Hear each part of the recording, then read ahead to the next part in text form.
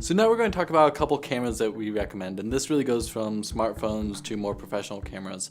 But at the end of the day, again, these are just recommendations. You can make great videos with any type of camera. So first and foremost, we recommend a smartphone. This is something that most people have, or maybe it makes more sense to purchase because you can use it both as a phone but also as a camera.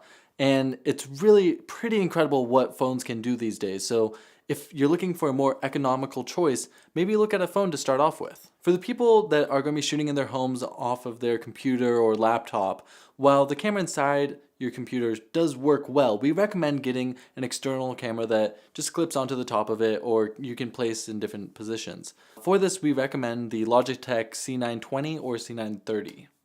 So the next level in video making is really getting a mirrorless or DSLR camera. So on the less expensive side of things, to really get started, we recommend things like the Canon 70D or 60D, also the Sony a6000 is an incredible camera, and those are all for under $1,000, so really a great starting point. Alongside this, you will need to get lenses and a couple accessories, so it does add up, but this is really to take your video making to the next level. Beyond that, we recommend cameras like the Sony a7S II, or one which is a little bit cheaper now, the GH4 from Panasonic, or the Canon 7D Mark II or Mark I. They're all great cameras that can shoot HD footage. And while sometimes you might want 4K, and I get that that's a thing, I really think starting off 1080 is enough, and you don't need to go spend that extra $1,000 just to get 4K footage. And if you really want to get into the pro level and start having a video production company, maybe you go through this class and you start getting clients and really building yourself out, I'd recommend looking at more pro level cameras that don't have to cost you an arm and a leg. The Canon C100, the Sony FS5, they're good, more economical cameras that allow you to shoot professionally and really move to that next level of video making. So a lot of the time people ask, which brand should they pick or which camera is better than the other one.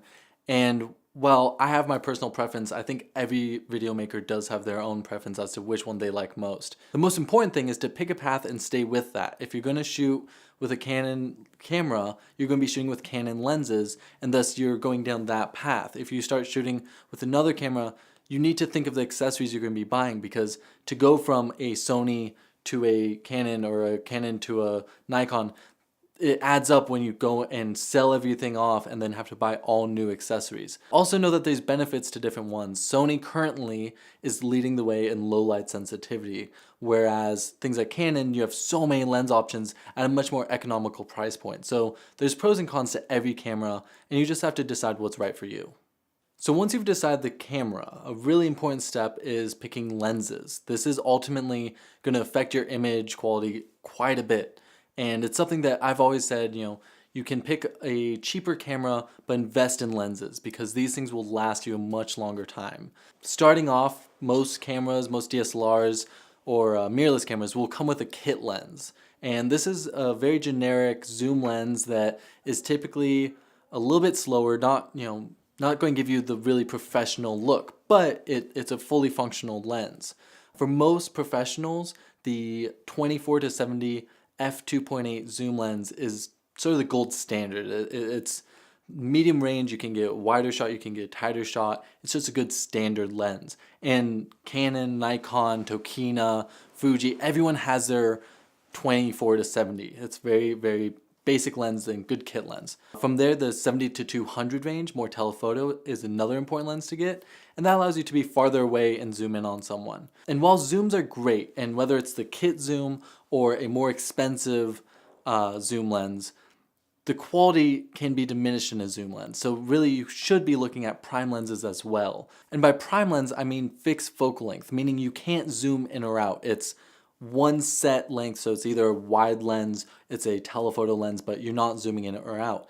The glass of these lenses will be much better for the price point though, so you can get really professional look to your videos by using them. It is a little frustrating because you can't just zoom in or out more easily, but you can get a really great looking shot. As an example, the nifty 50 is really a favorite of filmmakers because you're able to get it for such a cheap price, and whether it's Sony or Nikon or Canon or whatever manufacturer, they all make this cheap 50mm prime lens, and it's really a great way to get professional looking interviews, professional portraits. Those are sort of our basic lens recommendations. Again, we don't want to get specific on which manufacturer to go with.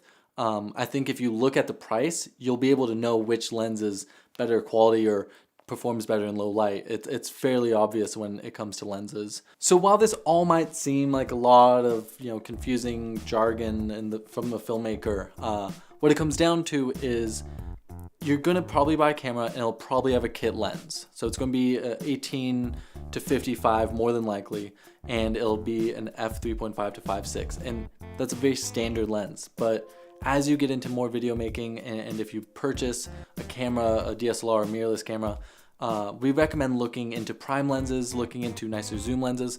And again, it comes back to what type of video are you making?